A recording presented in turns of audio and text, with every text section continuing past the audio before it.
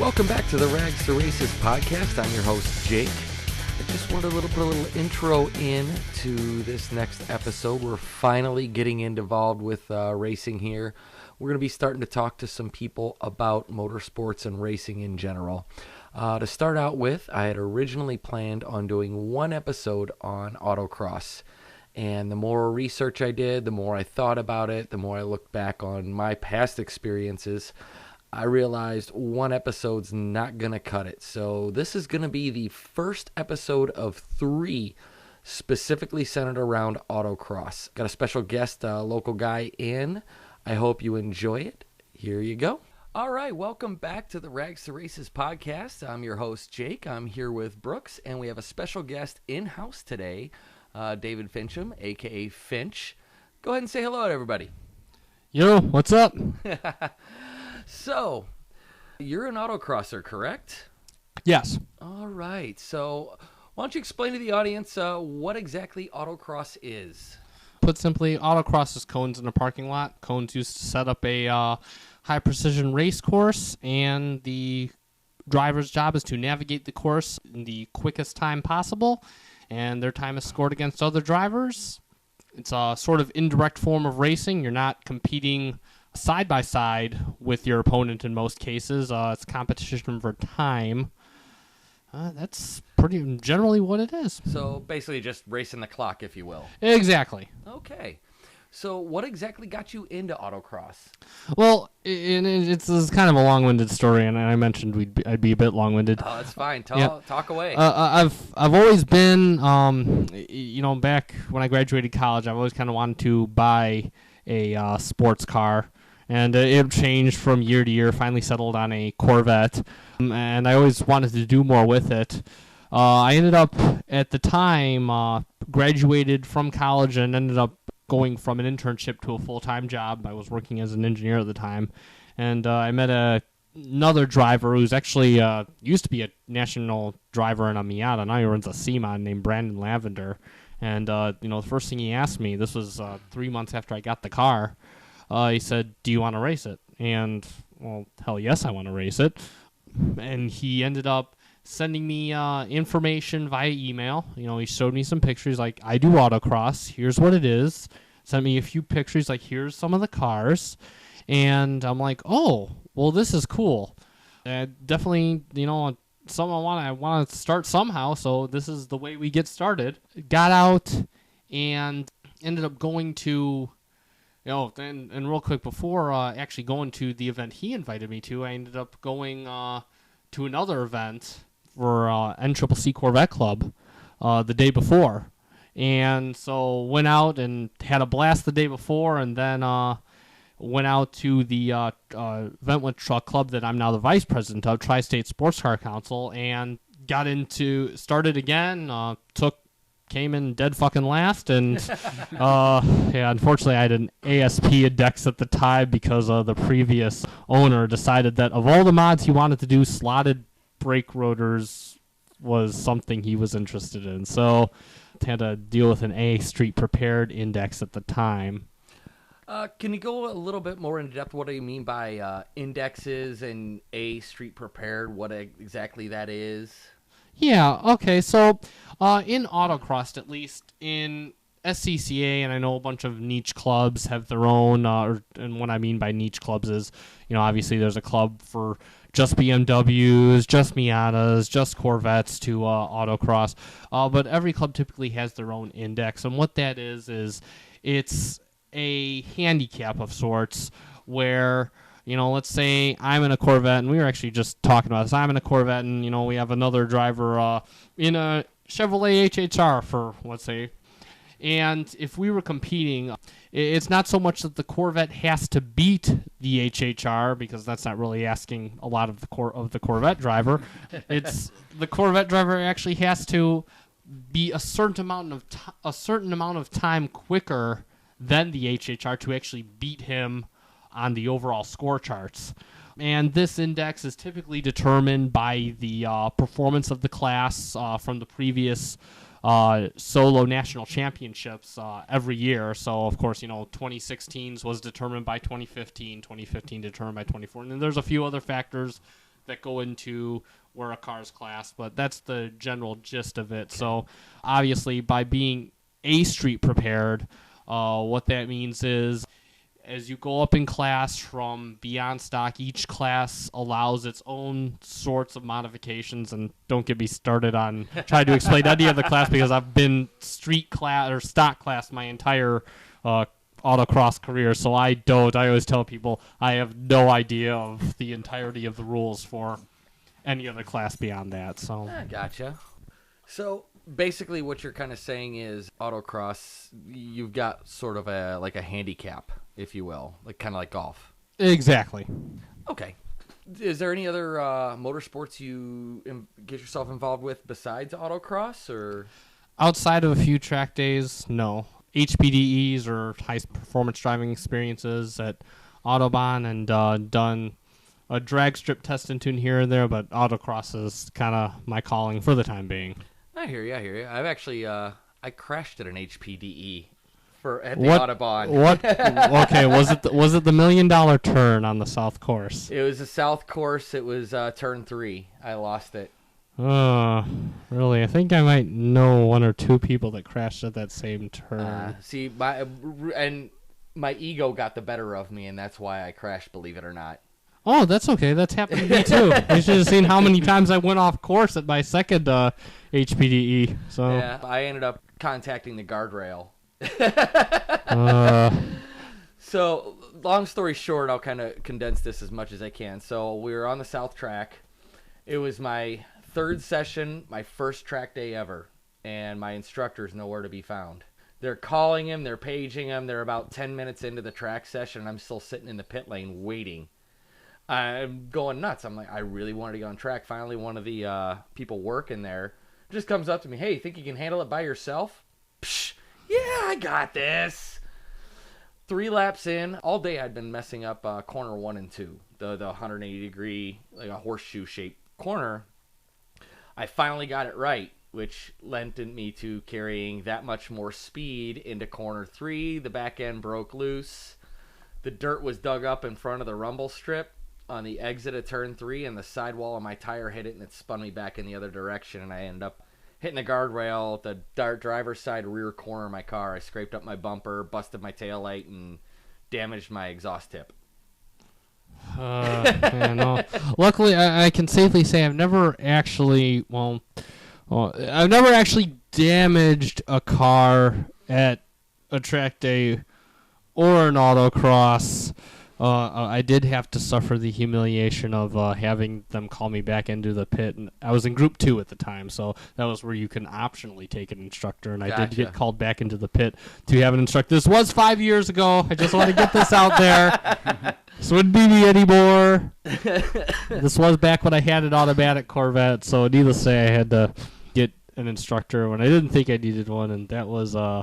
I believe his words to me were, "You are not as good as you think you are." So, if anybody ever has any, fear of being embarrassed at any form of motorsports, trying the first time, nothing will embarrass you more than that.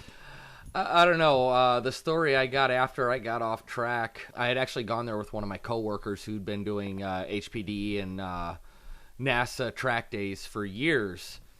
He was sitting over by his car, checking his tire pressures. He was in the next group that was going out. He said all he heard was a dum. And somebody came over the loudspeaker. "We've got contact in corner 3. He's like, "Oh, God, please don't let it be the blue Subaru. Please don't let it be the blue Subaru." And before the track session is over, I pulled up next to him, and he just shook his head. So describe to the listeners here what a typical day autocrossing is like. Essentially, you're asked to get on course, usually about, or get on site, usually about 7 a.m. From there, the first thing you want to do is to check in or register if you haven't done so online, which I would think, for this wonderful day of the internet is most people would try and do, but we still have people that register on site. After that, usually the next step is to also sign a waiver, get a little wristband. Basically, the whole legal document says if you kill somebody, get a lawyer and whatnot. And then you are then to go tech your car, which typically all they're doing when they tech your car is you pop your hood, they'll shake your wheels, make sure they don't hear anything rumbling around or no loose items in your car, just making sure that your car is safe for the day of racing. I'm going to interject there a little bit. If you do plan on doing this, empty your car out before you go. I was at an autocross event once, and I was that guy. I had a box, like a milk crate, and I threw all my CDs and stuff in there, and it happened to be a very windy day, and I had about 15 CDs and a couple pieces of paper blow right in the middle of the autocross track while someone was running. Oh, we've had people with to that end. We've had people. I know one guy had a speaker that wasn't latched down, and it flew, and I guess there was a big indentation in the side of the car. Like the indent was made from the inside to the outside. So, yeah, it's important to make sure that your car is free of everything. It's just better to do it before tech because it's so easy. I myself have driven around course with my water sprayer in the back of the car. Luckily, nothing happened, but when you hear a clank as you take a turn, it's like, oh my God, what broke? And you come back and find out, oh, thanks, dumbass. So, it's just so much easier for tech, that you have another set of eyes on it that say, hey, make sure you take this out. So, it sounds distracting too. Yeah. Racing, you've got stuff, and your natural reaction is, what's that noise? And you're looking back, and now you're not looking at the course anymore. Exactly. The first one, I drive a Corvette for the start, so there's always you always get used to a certain amount of sounds that the car makes. That's just the way it is. It's never going to sound, but it's never going to be entirely hushed. So whenever I hear a new sound, my first thought is not what's in back, it's what's breaking. So what fell off this car? Am I in danger? Yes. Yeah. So once you're teched in and everything, what's sort of the next step then once you get done with tech? Course walks. Course walks are really, I've only known like one club that does a parade lap, and it's a Corvette club. So anyway, yes, course walks, that's pretty much the only way you'll ever see the course you'll be running on. You do not get to, there are no practice laps, unless of course you get a rerun early on, but yes, you straight up have to drive the course that you're walking earlier that day. So get as many course walks. Can't stress that enough. Walk. What exactly is a course walk? Generally, before you even run the course, you walk the entire course. On foot? Yeah, Yep. On foot. Great exercise. And the idea is to not only get the direction of the course, but what a lot of drivers do is they'll almost walk it as they're driving it. They'll look over. They'll pace off slalom. So just to kind of get a general idea of, okay, not only where is this course going, but how fast can I carry the car through this turn? And maybe look for any imperfections on the course. That's typically left to a safety steward, but as we say in most clubs, everybody's job is safety. So, if you see any sorts of imperfections or anything out of place, anything that might cause a safety issue, definitely bring it up to the official safety steward, bring it up to the event chair that, hey, this might be unsafe. So most clubs will do something about that. The big reason you do these is because, especially for someone who's never done it before, you're going to get in behind the wheel of your car and you're going to pull up to the start line and you're just going to see a sea of orange cones, and it can be very confusing. If you've never walked through it at a slow pace, you're not going to know where to go. Mm-hmm. And if you miss a cone gate, then that whole run doesn't count and you don't get a rerun for that. That's your mistake and that's no good. So you've wasted your whole day. If you don't know where you're going and you do it every lap after lap after lap, yeah, then you could run an entire day and not have any of your times count. Now, it's been a while since I've done it, but I'm guessing, correct me if I'm wrong here, if somebody does a couple of laps or a couple runs and they keep missing similar areas, they keep missing gates, it's pretty safe to say someone's going to come over and say, hey, do you want me to ride with you to kind of help you, guide you through here? Typically, usually there's a lot of the time there's people listening, but if we have an announcer, like I know in our particular SCCA chapter, we'll pay attention. We'll record the corners, or we'll listen on the radio and see where you're having trouble, and we'll say, hey, you're DNFing everyone, and we'll announce, get a rider. We'll encourage people to come up if they're finding that they're DNFing everyone, to ask somebody to ride along with them. So yeah, that's one of the things, as I said previously, you become better drivers by making each other better. And I'm a big believer. I know one of my buddies, Chris, says, you're not going to have a fun day if you're DNFing everyone. And that's one thing I agree with, is that, the biggest failure, in my opinion, is just going out and DNFing or not finishing the course and having no recordable time.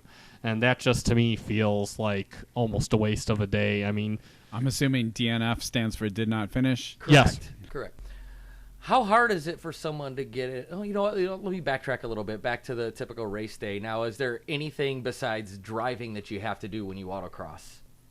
Work the course. Okay. Or work not just the course, but there, of course, are several specialty positions, but usually most new drivers start out with just working the course. Can you describe what that is and what you would be doing when you work the course? Shagging cones all day. That's right. You get to, just when you thought you were losing weight on the course walks, you'll get to actually get some exercise running after cones and dodging cars.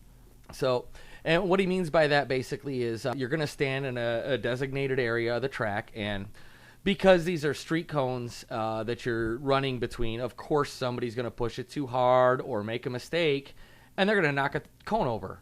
When that happens, for the driver, they actually get a time penalty. They get time added to whatever their final time was. But someone's got to go out there and straighten it and have it ready for the next driver coming through. So that's usually what you mean. When you work the course, you're actually out there as people knock over cones or get a cone stuck under their car and drag it away with them. You're taking an extra cone out there and you're putting it back in the spot where it was originally at. Exactly, yes. And, of course, corner working also branches off to, there's typically a person to hold the red flag in case you have a car that spins out or a car that stalls on course. Typically they have a recorder and a corner captain who makes the call in to the trailer, lets them know your car number and the car class that hit the cone, and then the recorder, they record the incident on course, and that will be confirmed later so that when the official results are tabulated. Oh, okay. All right, so how hard is it for someone to actually get started into autocross? Not hard at all. Typically, for the most part, bring whatever car you have out and just get out and try it. All you need is a pair of closed-toed shoes and a snell-rated helmet. I forget the rating on that. It's in the SCCA rule, but if in case you don't have the helmet, most clubs do have loaners that are at no cost to the drivers. You just surrender your license for a heat, and once you return the helmet, your license is given back to you. So, I mean, you could essentially come out with just your car and just a pair of shorts and closed-toed shoes. And so you're saying any car is welcome in these races? There are a few cars that are not allowed to race, and it's mainly because of safety hazard. Mm-hmm. I know that the majority of SUVs are not allowed to race simply because they are a rollover hazard. This may or may not have changed, but as far as I remember, and you'll have to excuse me, it's just because I don't drive any of these cars. I believe the Scion XB is in stock form not allowed to autocross because it is a rollover hazard. The Fiat 500 non-Abarth is also... Oh, the Abarth actually is allowed then. The Abarth, I believe, is allowed in stock form. I may not be correct on that, but I believe that the non-Abarth Fiat 500 is not allowed. Gotcha. And it's mainly just because of the rollover risk, because you're going back and forth and weaving back and forth. And you remember, like, from the 90s when those SUVs, they were doing all those tests on videos, and they'd swerve to miss something, and then they ended up rolling over. You're doing that exact motion a lot in autocross, and it does tend, if it's a top-heavy vehicle, it could roll over. But generally speaking, except for these few essentially banned vehicles, anybody can do this. Yes, mm-hmm. Exactly. And I've seen, you can tell me about some of the stuff you've seen, but I've seen some of the craziest vehicles autocrossing, in my years. I've seen lowered Chevy S10s. I've seen a Chevy Citation, a Chevy Chevette. It doesn't really matter what it is. It's just you're out there. I've seen Volvo old, like, late 70s Volvo station wagons. Wasn't the fastest thing out there, but the guy had a big smile on his face from ear to ear the entire time he was out there. Yeah. Yeah, exactly. I mean, just every you just see. It's a lot like going to the drag strip. You just see so many cars out there. I myself have seen. There has been a Toyota Prius that is actually autocross regularly. I know a father and daughter autocrossed in a Ford Fusion. Even right now, we have a young lady, I think her name is Riley. She runs with Chicago SCCA. She just brings out a Pontiac G6. She's just started college this year, and she autocrosses her Pontiac G6. So, again, yeah, the variety of cars is just incredible. Everything from, top-end sports cars to your basic daily drivers that just come out. Yeah, it's really nice too. I mean, you're going to course work for basically one session, if you will, but there's going to be like 4 different sessions throughout the day. You're going to be in 2 of them. So that still leaves you with one session where you can actually just sit down and relax and watch the cars. At least when I was with the SCCA, that's how it was. I don't know if it's still like that or... As far as, I'm sorry. Well, you're still going to get like one session where you're not on track and you're not course working and you can just kind of watch. Yes, exactly. Okay. I believe that also comes down to how many people are registered. We've never had an issue in Chicago region. Yeah. There's always been plenty of people registered, but for the most part, even if you are running and working, you can just learn so much from course working, just watching how other drivers tackle turns. And that's why it's one of the most that's why most new drivers end up going to course working first, because it's not only is it kind of giving you a starter assignment, something simple, but it's also allowing you to learn a bit more and maybe see something you haven't thought of. And it's also encouraged that even if you're running all day, if you see a driver and his car looks all stickered up and he looks like he's doing well, ask him for a ride along. That's actually one of the best ways to, or ask them if they can ride along with you. I know that for the most part at local events, the majority of drivers are more than happy to let people ride along early on in the day. Some people in the afternoon, but yeah, and they're more than happy to ride along with new drivers. So.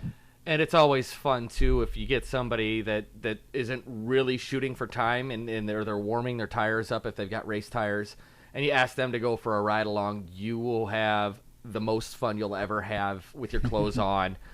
One of the best ride-alongs I ever did was Chicago Region. You'll know the car when I bring it up. Guy's name was Rick Ruth.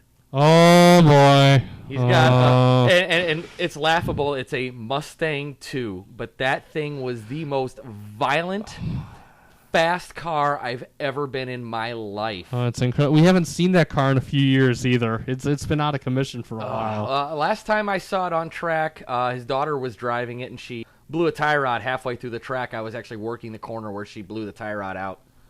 I think we were at that very same event. We talked. I mean, this is the first time I actually officially met you. We've talked that we've crossed paths, and I do remember this. I could probably dig up on my Facebook pictures of the car sitting in the middle of the track while they were trying to get it up on the trailer after that happened. But that car, it's something like 12-inch wide NASCAR slicks all the way around. I swear to God, it's got a NASCAR engine in it. The whole thing's gutted. 2 racing seats, and Lexan windows, so it doesn't even have the glass anymore. It's just basically plexiglass for the windows now. It weighs next to nothing, and it is just stupid fast. And it was one of the most fun things I'd ever done in my life, and that's just sitting in the passenger seat of that car while he drove it.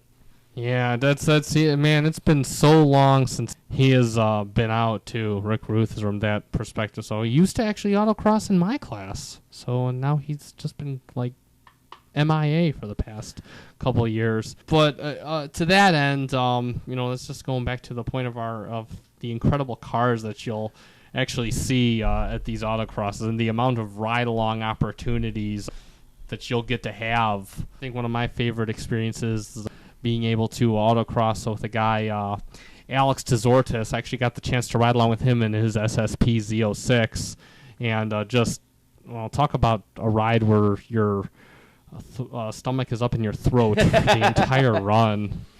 It just feels incredible afterwards. So I take it the SSP, it's basically a complete race prepped Corvette.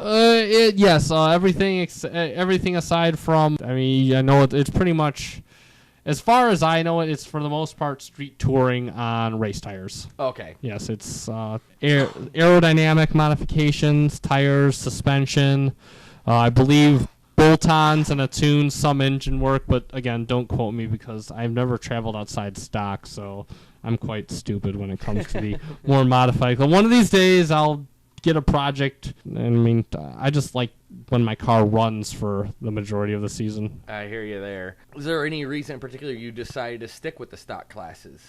Okay, well, for the most part, it's quite frankly the cheapest. Yeah. In addition, as I was just saying, I've actually worked I worked grid at Nationals for a lot of the prepared cars and the more and the quicker cars. And one thing I've learned about them is they're all guaranteed to do one thing: brake. And again, my racing budget is quite meager typically. Well, yes, quite meager. I'm just going to stick with that. Join the club. That's why we're here. That's why we're doing this, for people who do have meager budgets or no budget at all, for that matter. Exactly. So I've never straight outside stock class. Plus, generally, here's the cool part, kids. Stock class is probably one of the most fun and most competitive classes you can get in. I know, and again, I'd hate to take us from a local competition because this is about getting people involved at just the local level, but I know at Nationals this year, I'll be going there a few days. My class, I run in B Street. We have, last I checked, over 40 competitors. Wow. I know C Street, which has a lot more of your affordable cars, your Nissan 350Zs, your Subaru Burrs, and your Toyota Furs. Yes, and your, I believe, the Miata ND is there, and your your MX-5 NC Miatas. Okay. So all affordable cars, either on the new or used market. Yeah. And that class is over 70 cars strong at Nationals. So yes, if one of the things I like to always preach online is to whoever thinks that you need modifications to race. I mean, it's street is probably the most fun you could have without putting the least money into your car. So. Awesome. Give me one of your best memories at an autocross event. Again, we keep hovering around the point of just getting to see all these incredible cars. This is up there. We were at a Tri-State Sports Car Council event. It was the day after Nationals in 2014. Now, mind you, I went to Nationals, came in about mid-pack. I'm like, well, if I don't take a trophy, I'm just going to go run the next day and drive my stars and try to just do well locally. So I left Lincoln, Nebraska at about 3:30 in the afternoon and got home at 11:45 at night and crashed. I got a text message from one of my friends the next morning, and it said, "Time to get up." And so I woke up at about 5:30 a.m. and luckily it was at Joliet, which was 15 minutes from my house at the time. We went out and ended up driving the whole day. Did well, and we had a group of fun runs afterwards. I ended up driving. I have a friend of mine. His name's Jim, older guy, and of course we're talking. When I say older, this guy started out with a C5 Z06 when I met him. Sold that for a C6 Z06. Decided a year later he didn't like the C6 Z06. So he bought a Grand Sport C6 Corvette, brand new, by the way. Oh. And now, 2 years after that, he does have a C7 now. Wow. And one of the things I like about the guy is he's always been so kind enough to hand over the keys and let me drive his cars. And wow. So I took his 2012 Grand Sport Corvette out for 3 runs, and wow, I was really trying to talk myself into hating the car too, because. I've always said, "Oh, well, it's heavier than my car. I'm not gonna like it." Just stupid excuses without even driving. Just make myself, I'm not gonna like this car, therefore I'm not gonna want to buy it. And everybody's always saying, "It's like, oh, this is gonna be the most expensive fun run of your life," and it was, because I drove that car and I'm like, "Oh my God, what am I missing? This car is just incredible. So that was a lot of fun, and again, that's kind of defying the purpose of the episode. But fast cars are fun. Not defying it at all. It's actually helping, show you can go to an autocross, you can make friends with these people. If you can prove yourself to not be an idiot, they may even let you get behind the wheel of their car every now and then. Yeah, and once you build that relationship, anyway. Exactly, and it's it's all about as with everything, in the automotive hobby world, it's all about just getting out and just, again, meeting these people. And that's how you build these relationships. And to date, first off, I have driven the C7. So, so you do meet people that are, hey, my car's broken today. Do you think I could bum a ride? And yeah, come co-drive my car. So, and for the most part, most people, the general cost is give me $10 for gas and buy me lunch or a beer. That's awesome. That's just awesome. Ever have a bad day at the autocross track? All the time. Generally, and I've always believed that the mentality gets kind of different once you go up from, okay, I'm having fun doing this, to, okay, I really want to be competitive. When I've had such bad days that you wonder, it's like, well, where did my talent from last week go, or why am I doing so poorly? In my opinion, the best way to combat that is, at least with me, I love, this is the guy that loves playing the head game with himself. Every week, going back out every other week or every week to the next event is just, it's basically, okay, I need to prove to myself that I don't suck as much as I think I do. So, but that's one of the nice things I think about autocross too is, okay, so you're not competitive this week. More likely than not, within the next 2 weeks, if you really want to get back out there and do it again, it's there for you. Exactly, and if you look just in the Midwest, and that's one of the things that I like to always tell people, want to get into racing, but they don't know how, is that the Midwest is just such a great melting pot for grassroots motorsports. If you think about it, what do we got? We got, at least, if you just think about Chicago, within, a 200 to 300 mile radius of the city, we have 4 high-speed tracks that I know. You have Road America's with it? Yeah, you got Road America, you got Blackhawk, you got Autobahn, you have, Gingerman. Yep. Gingerman, and that's just the 4 that I'm thinking about off the top of my head. And I think Grattan's not that far either. Exactly. You and from there you have, same with your straight line speed venues, tons of those in this area, and then of course autocross. If you look, I myself have had seasons where I do upwards of over 30 events a season. Wow. And that's an event every weekend, and there are some clubs that do, and there are some clubs that do even 2 events per weekend. There is, if you look at every single club running, you will find an event going on every single weekend. Wow. And so easy to get into, and some clubs charge as little as $25, and they offer like 12 runs. So it's, wow. Yes. That you need to tell me which club that is off the record here, or even right now if you want, so I know where to look. Well, I know it's one of the niche clubs. Actually, we'll do it off the. We'll talk off air. This is probably going to lead into a different topic later. Gotcha. All right. So, is there anything special someone needs to do to get started or to get involved, either from a hobbyist standpoint or if they want to get competitive as quick as possible? Is there anything special someone needs to do? From a hobby standpoint, just come out. That's the biggest thing. Get over. You want to get into motorsports, just come out. Run what you bring, and that's pretty much the basis. Everything from there, it gets, I feel like, as with any other form of motorsports, it gets more involved the deeper you dive. But if you want to start out, just get over that fear, come out, and because in my honest opinion, and this is where I'm going to get kind of a long-winded answer for you. It's all right. I feel like the biggest deterrent for most people is the aspect of fear.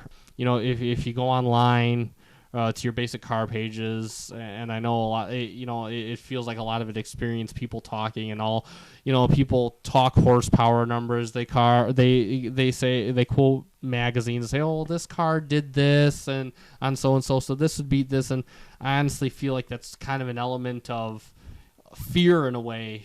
People just kind of hiding behind specs and not getting out and actually trying a motorsport. And just because I guarantee you come out to a lot, you come out to these events, and as with anything else, you're not going to be the fastest guy out there. But for the most part, the vast majority of us, save for a few aliens, were not the fastest guys out there when we started. And frankly, nobody cares that you're the fastest or the slowest. Yeah, there's the competition aspect. Yeah, I was faster than you, blah, blah, blah. But when you're first starting, nobody cares. You're out there to have fun, and we're all going to be, inviting and welcome you in. Oh, exactly. And, and I mentioned this, before we started the show.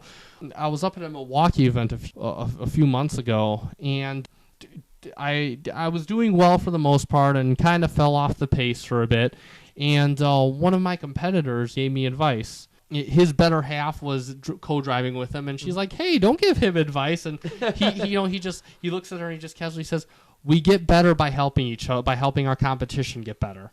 And that's the kind of environment that you're entering into. Is that even at my first event when I was doing so poorly, I had one of a guy by the name of Dan Bozier. He doesn't run that much anymore, but he got in the car and he says, "You're DNFing every run. I'm riding with you."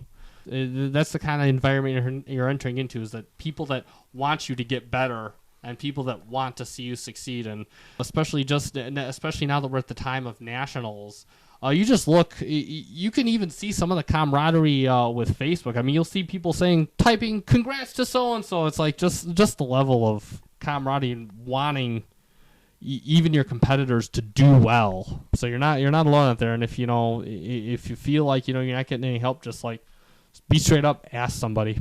Great. Well, thank you. Got anything, Brooks? I just want to thank you for coming out and being part of the show.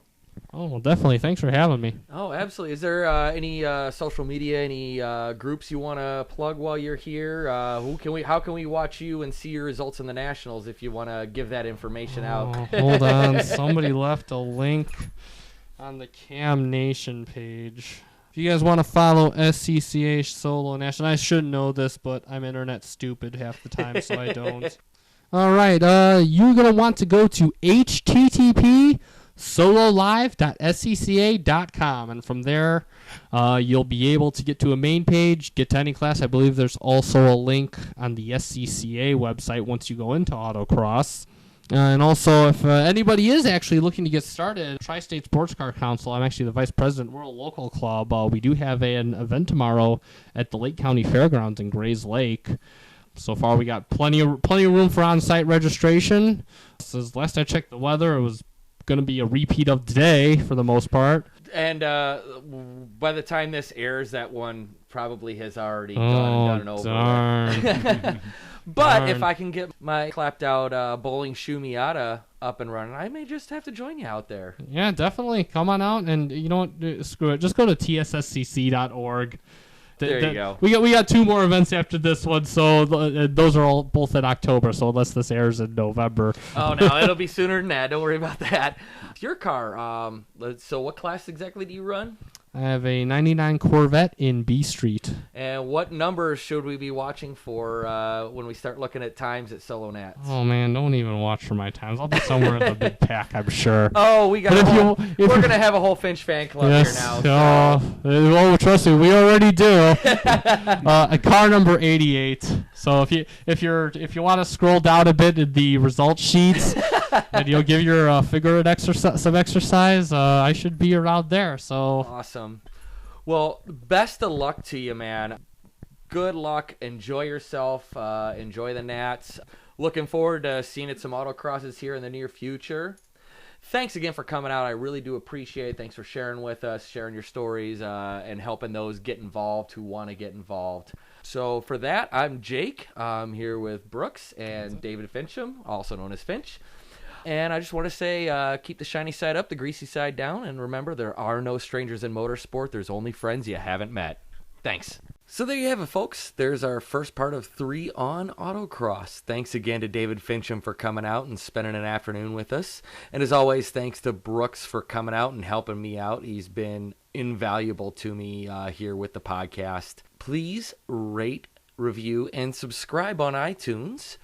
You can find me on Facebook at facebook.com/ragstoraces. You can find me on Twitter at ragstoraces and on Instagram at rags2races. And if you've got any questions, comments, concerns, or you're looking to get involved in motorsport yourself and you got a question or two to ask me, find me at my Gmail account, ragstoraces@gmail.com. You can email me there anytime you want. Again, thank you very much for listening. Keep the shiny side up, the greasy side down, and remember, there are no strangers in motorsports, only friends you haven't met. Thank you.